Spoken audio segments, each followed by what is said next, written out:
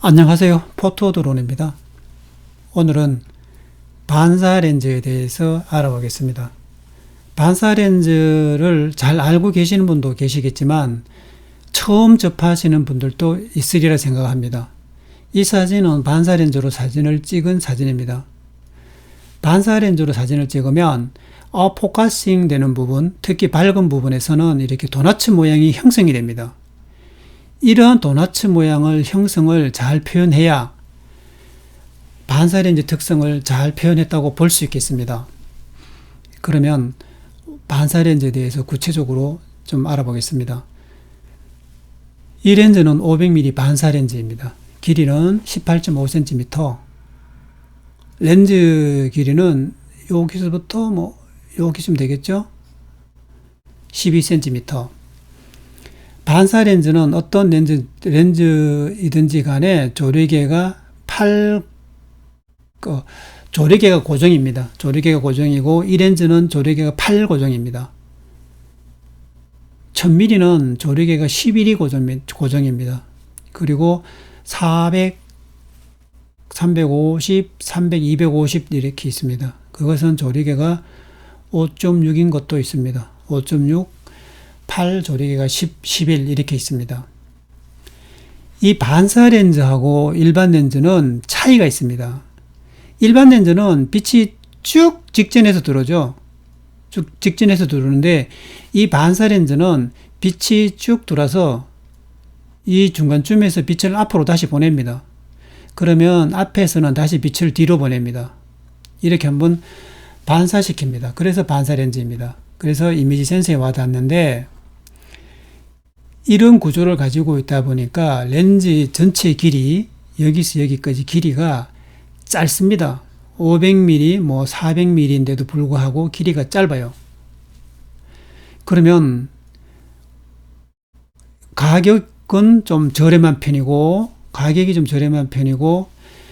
이 선여도는 조금 떨어지는 편입니다. 이걸 모르시는 분들은 다 같은 500이니까 반사렌즈 500mm를 단렌즈를 사서 멀리 있는 걸 새나 이렇게 당겨서 찍으면 되지 않을까?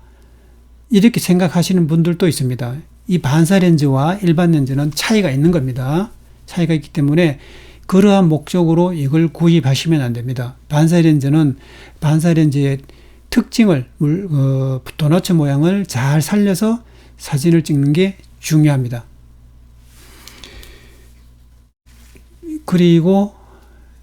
그러면 이 반사렌즈를 정면부를 보면 이렇게 반사렌즈인가 반사렌즈 아닌 것을 쉽게 알 수 있습니다.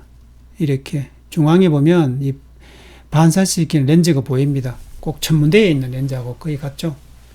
이 가장자리에서는 빛을 뒤로 보내고, 뒤에 거울에서는 빛을 앞으로 보내서 여기 반사 거울에서 빛을 뒤로 보냅니다. 이런 구조를 가지고 있어서 렌즈 측면을 보면 잘 구분이 안 되지만 정면부를 보면 이렇게 구분이 쉽게 표현이 됩니다. 그리고 이 렌즈는 마크로 기능이 좀 있어서 간이 마크로라고 봐야 될지 모르겠는데요. 상당한 크로즈업이 됩니다. 이 도너츠 모양을 표현을 잘 하려면 몇 가지 조건이 있습니다. 도너츠 모양. 반사렌즈 특징은 도너츠 모양을 표현을 잘 해야 된다 그랬죠. 이 도너츠 모양을 표현을 잘 하려면 아웃포커싱입니다. 첫 번째로는 반짝거리는 물체가 있어야 됩니다. 그래야 아웃포커싱 되면 거기서 도너츠가 일어나니까. 두 번째로 반짝거리자면 물방울이 있으면 좋습니다. 꼭 물방울이 아니어도 됩니다. 반짝거리는 물체. 세 번째는 역광이면 좋습니다. 역광. 그리고 마지막으로 네 번째는 무한대 쪽으로 가서 앞쪽을 아웃포커싱 시켜도 되지만은 아웃포커싱이 돼야 됩니다. 그래야 이 도너츠가 일어나는데, 그러면 이게 근거리 촬영이 좋습니다. 근거리라는 것은 앞뒤 다 아웃포커싱 되는 부분이 나오니까 될 수 있으면 근거리면 좋습니다. 요 네 가지 조건만 갖추자면 도넛 모양이 잘 만들어집니다. 그러면 이런 조건을 인공적으로 만들어도 되지만 인공적으로 만들지 않고 해가 뜨고 약 한두 시간 뒤, 해가 떠서 빛이 들어오고 한두 시간까지는 이런 효과가 있습니다. 쉽게 반사렌즈 효과를 낼 수가 있습니다. 시간이 지나면 지날수록 물방울은 건조돼서 없어지기 때문에 시간이 많이 흐르면 안 됩니다. 그리고 빛이 만약에 모자라면 이렇게 인공광, 플래시를 사용하는 방법도 있습니다. 이렇게 저는 플래시를 사용했는 것도 있습니다. 이렇게 무선으로 동조를 하면 됩니다. 이렇게 하면 되는데 또 이 미러리스 카메라에서는 이 플래시가 사용이 안 되는 경우도 있습니다. 이 외부 플래시를 사용한다고 설정을 해야 됩니다.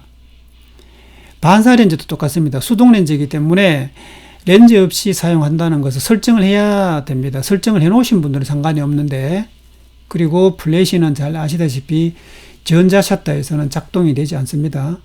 전자 샷터를 사용하면 안 되겠습니다. 그러니까 이렇게 이 사진은 노란꽃 창포 사진이죠. 제가 이 사진을 왜 가지고 왔냐면 다음 사진을 보면 더 빠르겠습니다. 이 사진을 보시면 실질적으로 카메라에서부터 이 노란꽃 창포까지 거리가 2.5m 정도 약밖에 안 됩니다. 상당히 가까운 거리죠. 그러면서 이렇게 꽃 한 개를 보고 있죠.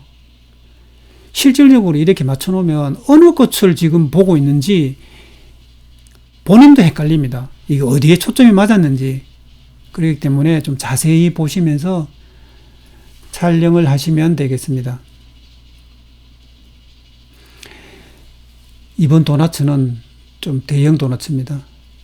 이 피사체가 이렇게 있으면 피사체로부터 뒤쪽 혹은 피사체로부터 카메라죠. 앞쪽으로 물방울이 있는 위치가 중요합니다. 이것도 중요해요. 이러한 곳을 잘 찾으셔야 됩니다. 이것은 냉이,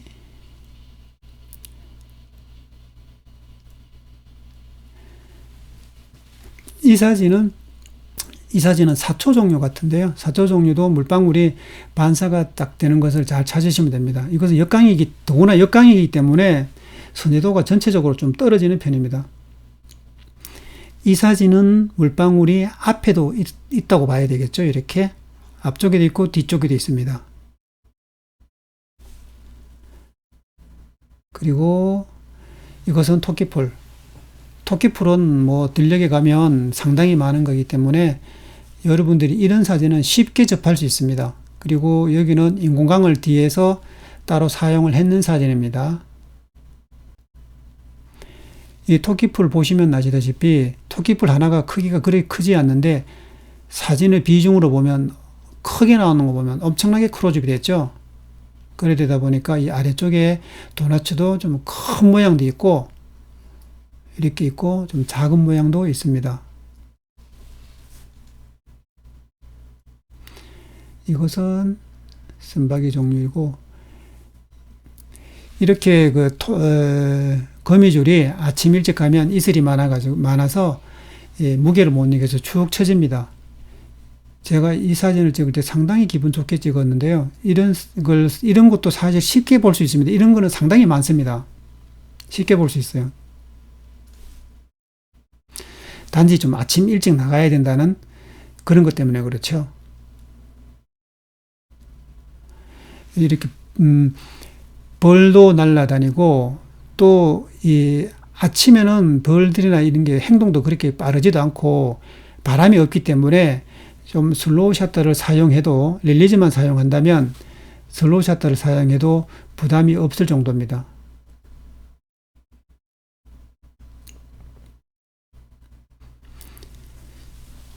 이 사진은 초점을 여기만 맞췄죠. 역광이기 때문에 색상이 참 녹색이 부드럽게 나왔습니다. 그러면서 도넛 모양을 표현해 봤습니다. 이것은 지층계 삼형제입니다. 삼형제. 이 사진도 보시면 알다시피 크로즈업이 상당히 되어 있는 겁니다. 학대에서 좀 보면, 학대에 봐도 뭐 선회도가 이 사진은 상당히 좋습니다. 위쪽이 이렇게 날아가는 거 보면 역광이라는 것을 아마 쉽게 알 수 있습니다. 이것은 좀 전에 봤던 노란꽃 창포죠. 이것은 민들레, 이 사진도 민들레입니다. 그러면 이 동영상으로 제가 얼마만큼 앞쪽에 뒤쪽에 초점을 맞춰서 봤습니다. 맞춰봤는데 도너츠 모양이 어떻게 변하는가 한번 봐주시기 바랍니다. 지금 초점이 맞았는 겁니다. 지금 초점이 흐려지죠? 예. 흐려지죠? 흐려지고 도너츠 모양을 한번 보십시오.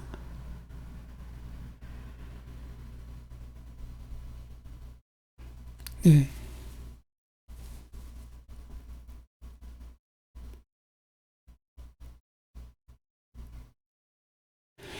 이러하듯이 이 아웃포커싱이 얼마가 되느냐에 따라서 도너츠 모양이 크기가 틀려집니다. 틀려지기 때문에 여러분들도 이 들녘에 나가셔서 한 번쯤 촬영해 보십시오. 아마 반사렌즈를 구입하셔서 그냥 집에 묵혀 두시는 분들도 있으리라 생각합니다. 한 번쯤 들고 나가셔서 좋은 도너츠를 한번 많이 담아 오십시오.